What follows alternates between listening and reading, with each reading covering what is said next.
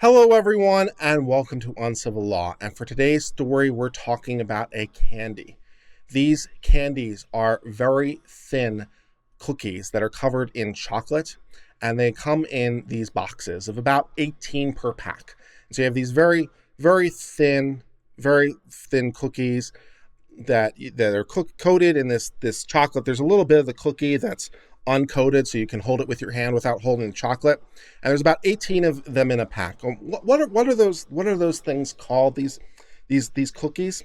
And if you think you know the answers to that question, this is a trick question, because that's what today's case is all about. This is the case of Kasha, the Japanese corporation, versus Loti International, the contest between two makers of cookies, and what cookies can and cannot look like, and who makes them. So let's get started with this.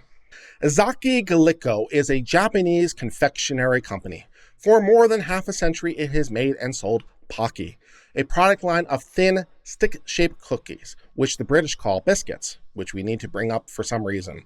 These cookies are partially coated with chocolate or flavored cream. Some have crushed almonds.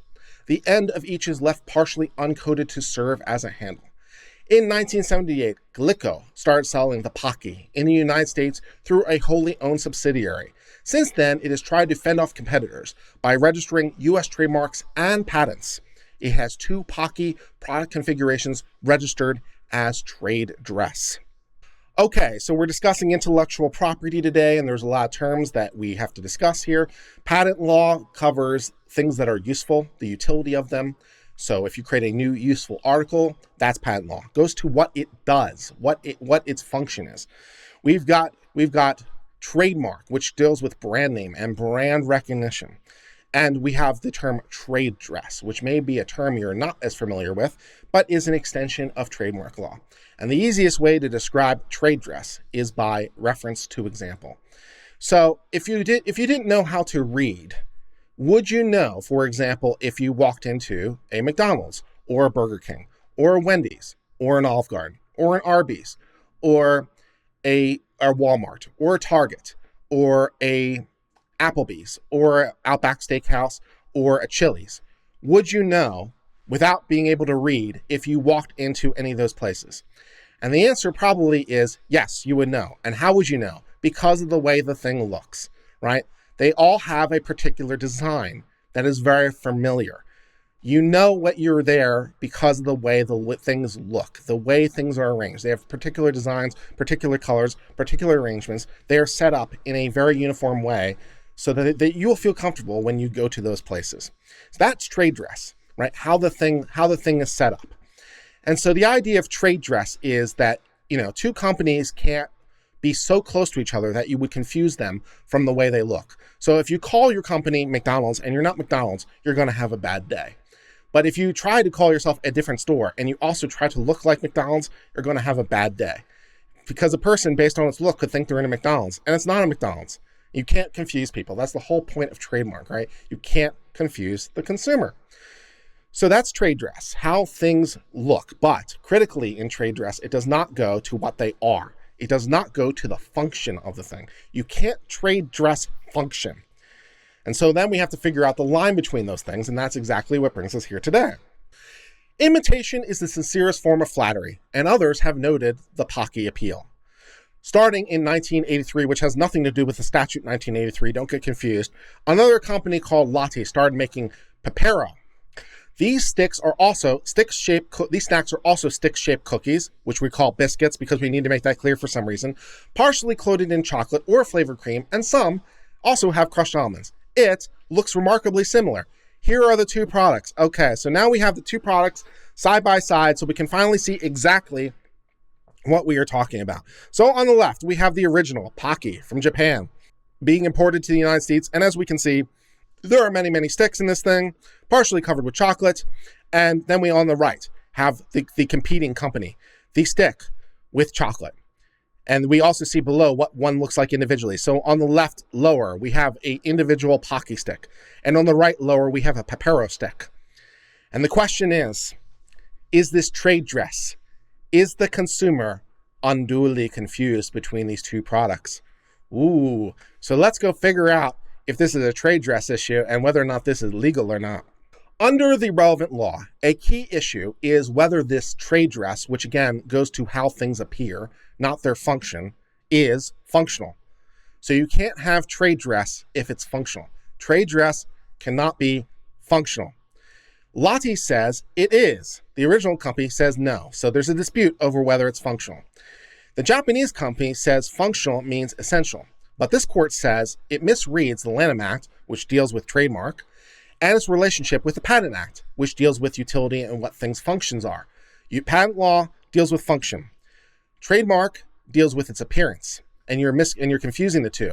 Under both the statute and case law, a feature is functional if it is useful. So if it has utility, if it is useful, that makes it functional. Trade dress only goes to the non-functional. The patent law protects useful designs, while trademark excludes them from protection. So this is another aspect of the distinction between patent law and trademark law, because patent law also has you covered on this. Patent law has design patents, as people may know. Design patents also go to what things look like, not their function. But here's the critical part.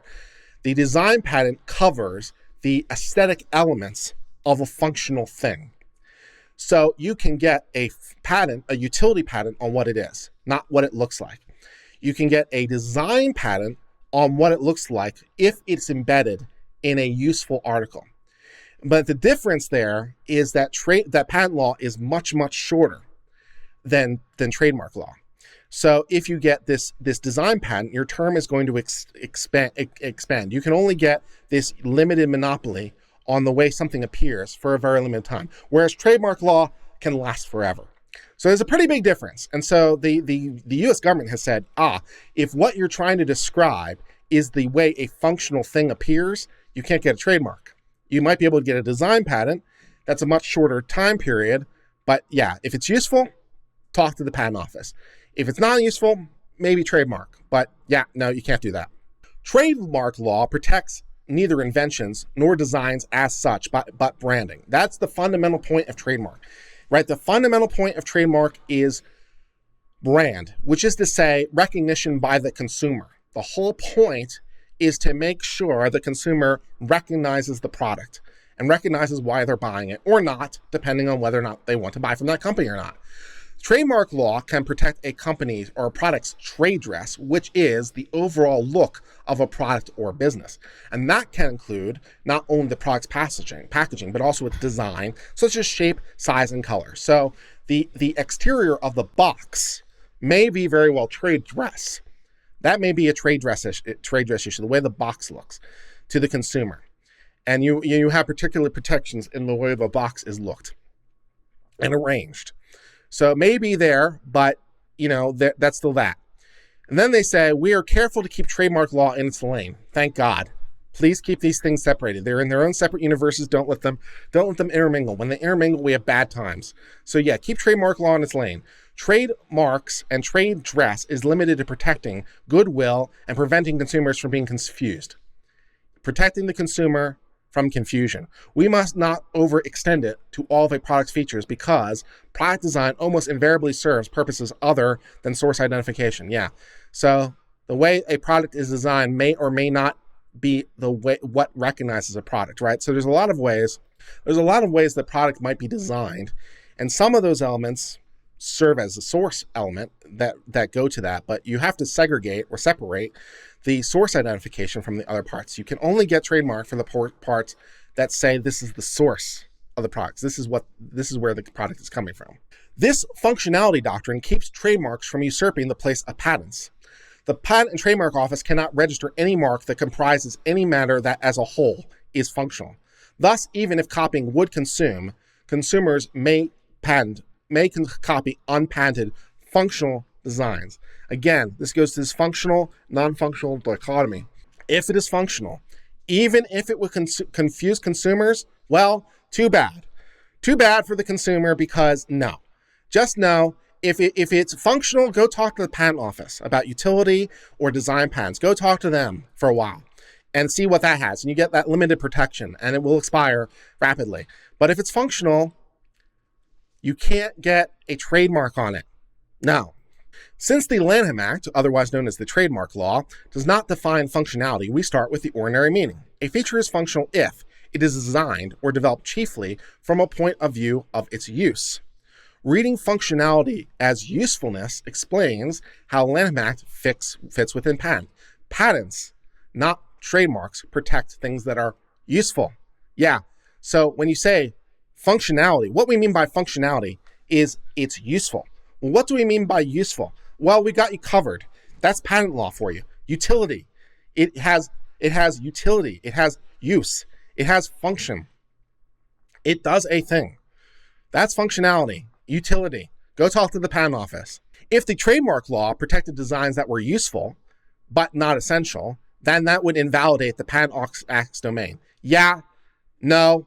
So the company says, well, what functional means is essential. And the court says, well, okay, if you were right and what functional meant is essential, that would mean that you could get protection for something that is useful, but not functional. That's your argument, right? This isn't essential, so therefore it's not functional, but it's useful. So by your argument, that means that you could get a protected design for something that is useful, but not essential. And like, no, you can't do that because that's patent law. Go talk to patent law. Patent law is all about the useful. That's all about the useful. If you got something that's useful, talk to the patent office. They'd love to hear from you. Otherwise, get the heck out of trademark law. These are two different things. A product's design, including its shape, is often useful and thus provides function. When Nabisco sued Kellogg for making a shredded wheat pillow shaped, because that's a thing that happened, Nabisco sued Kellogg for making shredded wheat because they put it into a pillow shape. Well, yeah, just like Nabisco, the Supreme Court rejected that unfair competition claim. Yeah, no. Nabisco, you can't sue Kellogg for making a shredded wheat into a pillow-like thing. Supreme Court says, no. This pillow shape is functional because using another shape would increase a cost and lower its quality. It does matter what shape it's in. And also like the degree to which it soaks up milk and such. There's utility in the shape. For the exact same reason, a court rejected a challenge to copying the exact shape of a pole lamp. Nope. The shape of a pole lamp might have something to do with its ability to cast light. And then going even more to the point, if an inventor could create a new light bulb shape that improved illumination, so we're hypothesizing the existence of a new light bulb. So this new light bulb, somehow by its shape, don't ask questions, but we're just assuming this light bulb exists. This new light bulb is somehow more energy efficient because of its shape. The shape causes it to cast more light or use less electricity. The shape does things. Don't ask why, it just does. But if this thing does exist, you can't trademark the shape. Why? Because even if consumers would assume or associate this bulb shape with the person who invented it, so if Elon Musk over here comes up with Tesla light bulbs that are in some new shape that somehow cast more light onto the world and people think Tesla, well, this would frustrate consumers and would frustrate legitimate efforts to provide an equivalent energy enhancing bulb. So putting aside the patent law issues for a second, because this new light bulb may have utility, so go talk to the patent office. But if for some reason that didn't happen, it would frustrate if you could keep it bound up in trademark law forever. No. So as long as this design improves cost or quality, it cannot be protected as trade dress. The shape need only be useful. It makes a difference, not essential. Finally, the lead trademark treatise concurs that functionality means useful. To boil it down to a phrase, something is functional if it works better in this shape. The shape improves its use. There you go. Thus, to decide whether this trade dress is functional, we look to the usefulness of the exact feature or set of features claimed by trade dress. So is it useful or not? Is the Pocky useful or merely ornamentation? Let's discuss. So there's two registered trade dresses by Pocky. Pocky has some registered marks. The first claims an elongated rod comprising a biscuit or the like, partially covered by chocolate. That's a description of Pocky. The second claims the same along with almonds. In the picture, this trade dress includes all cookies that look like this. So we're looking for an elongated rod comprising a biscuit partially covered by chocolate. That picture does look suspiciously like that description. So that trade dress would cover all cookies that look like that thing. Okay. Pocky argues that none of these features is essential to make the snack easy to eat. But that is wrong, because the design is useful and functional. Yeah, essential is the wrong argument. The question is it useful? So does the fact the design is this way make it useful in some way? Every feature of the registration relates to practical functions of holding, eating, or sharing or packing the snack. Consider each stick's uncoded handle. Pocky's internal documents show it wanted to make a snack that people could eat without getting chocolate on their hands. Why is this useful? Well, if we cover the entire thing in chocolate, then people will get chocolate on their hands. What if we don't coat the entire thing in chocolate? People won't get chocolate on their hands. That's a good thing. It's a useful thing. Pocky was born when the Japanese company found that it could coat just a part of the cookie stick. Apparently the discovery was coating just part of the pretzel is an option, leaving a part uncoated for people to be able to hold it. So the handle design of Pocky is useful because people can hold it without getting it on their hands. That is a useful thing. The same is true of the stick shape. As the Pocky company recognizes, the stick shape makes it easier to hold, so it can be shared by others to enjoy as a snack. It also lets people eat the cookie without having to open their mouths very wide. No further comment on that one. And the thin comment shape lets Pocky pack many sticks inside a box, enough to share with friends. Viewed as a whole, the trade dress is functional. The claimed features are not arbitrary or ornamental flourishes that serve only to identify the source.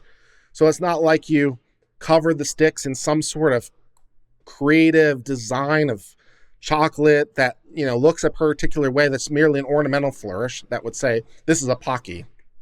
Now, the design makes Pocky more useful as a snack, and its advantages make Pocky appealing. As Pocky themselves recognize, Pocky provides a functional value to enjoy chocolate lightly. Pocky says it's functional. The Pocky ripoff artist over here, Loti, could have shaped its Pepero differently. Yeah, so Loti could have made a different product if they wanted to. Pocky themselves offer 9 examples of partially coated chocolate snacks that do not look like a Pocky. So apparently there are exhibits. There are 9 exhibits of other partially coated snacks that don't look like a Pocky. So yeah, you use your imagination for other ways to coat cookies that are only partially coated in chocolate. However, the court said this is not dispositive. As we've noted, even where there are alternatives, the evidence can still show it's functional. So it's not that there's only one way to do it. There are many ways to do it. The question isn't, are there alternatives? The question is this alternative a functional alternative? So maybe it might be the case that there are other ways to do this that are not functional. So maybe it's possible, at least, that one of the other 9 ways to do this is not functional. And so maybe that's a trademarkable issue for one of the other 9. But the very fact there's other ways to do it isn't telling you anything. The question isn't, are there some ways to do this that are non-functional? The question is this way to do it non-functional? And the answer is no. Every aspect is useful. The fact that 9 other designs exist, even if they're non-functional, doesn't tell us anything about whether this is functional. No.